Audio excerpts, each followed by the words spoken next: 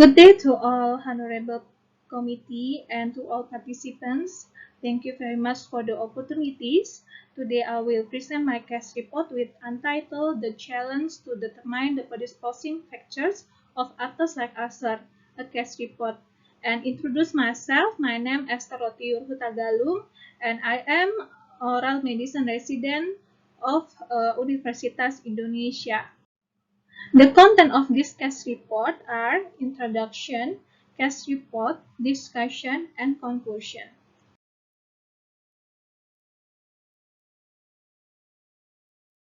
The recurrent oral ulcer and accompanied by the underlying systemic disorder is known as Aphthous-like ulcer.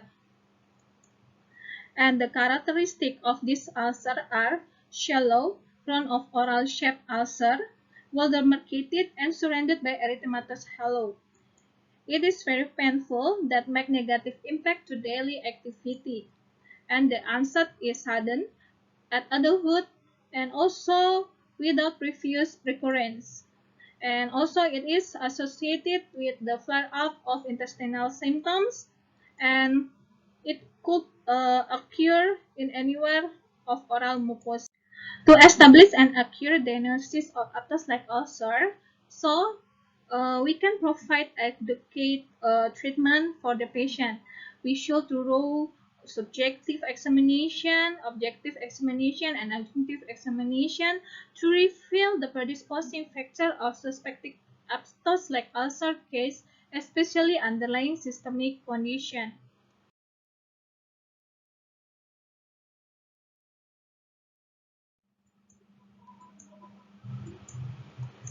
A 57 years old female patient, she come to our clinic, had recurrent painful canker sores since 16 months ago, and it is interfere her food intake and causing significant weight loss.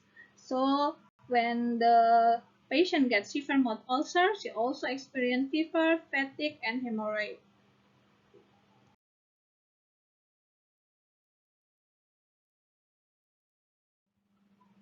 Her medical history includes a history of oral herpes that makes her to consume cyclovir, and also when the recurrent ulcer appeared, she consumed without prescription.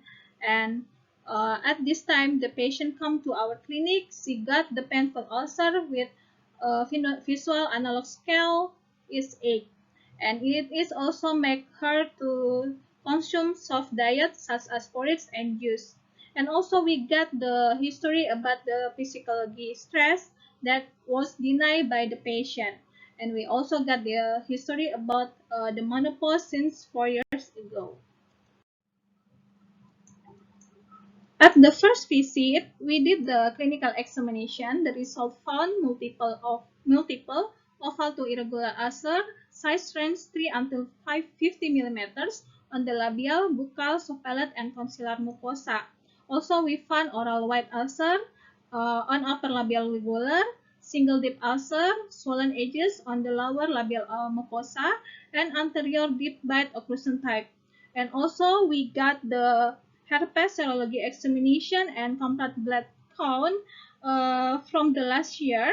Uh, there is the IgG positive and with hemoglobin and hematocrit value under normal range, but the prior 2 months complete blood cell result revealed that hemoglobin and hematocrit result within normal range. So from this patient, we got the examination based on the clinical and uh, adjunctive examination as the patient suffer from the Aphthous-like ulcer. We prescribe the patient by doxycycline mouthwash twice a day, supplementary diet, and multivitamin. Well, of that, we also refer to the internist, especially gastroenterologist, for the further examination. And the follow-up visit, we also did the intraoral and extraoral examination. The result found lip swelling subside, deep ulcer on lower and upper lips on healing. Also with the erythema surrounds dilation is fade. Aphthous like ulcer on self-palate, tonsil pillar, and buccal decrease and healing. And about the oral treatment, the patient still continue doxycycline for 1 week. After that, after that continue by chlorhexidine gluconate. And also multivitamin and supplementary diet still continue.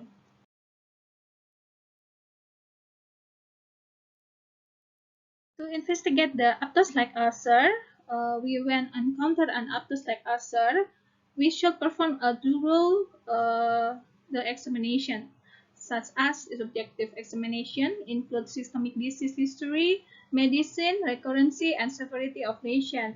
And also, we must find about the objective examination, include clinical presentation, first onset appearance, and underlying and sign of underlying systemic disorder. And we must do the objective examination, include CBC, serological examination, endoscopy, and intestinal biopsy. And also, we should consider the diagnosis, the differential relate Aphthous-like ulcer, such as BC, gastrointestinal disease, HIV, and cyclic neutropenia. Allu that occur in the oral mucosa and recurrent always have a specific sign of gastrointestinal disorder, and the history of the eating and intestinal function disorder and accompanied by significant weight loss, it is indicate the underlying systemic, especially gastrointestinal disorder. It makes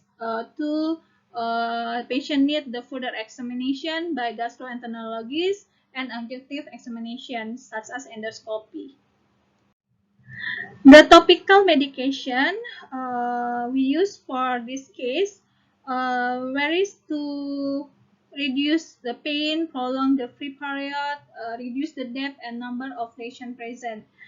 We use the doxycycline mouthwash as beneficial anticollagenic function and anti-inflammatory, and also we give chlorhexidine as beneficial to reduce the reaction of Aphthous and as daily antiseptic mouthwash.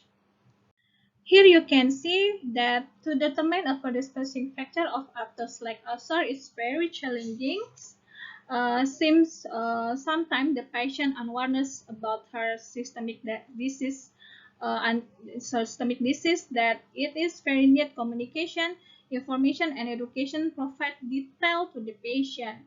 And also for the predisposing factor investigation, it is required the additional examination and need a comprehensive multi-interdisciplinary from the health team collaboration. And also, the last part, we also need the patient motivation and encourage to get the treatment and medication for her oral lesion and underlying condition.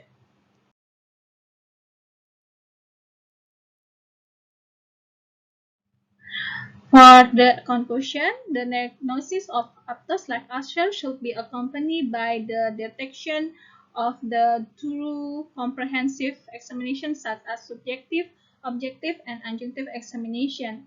While on, we should perform referral and collaboration between health professionals from different specialists.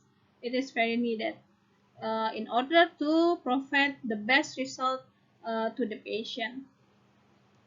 That's all my presentation and it is my reference.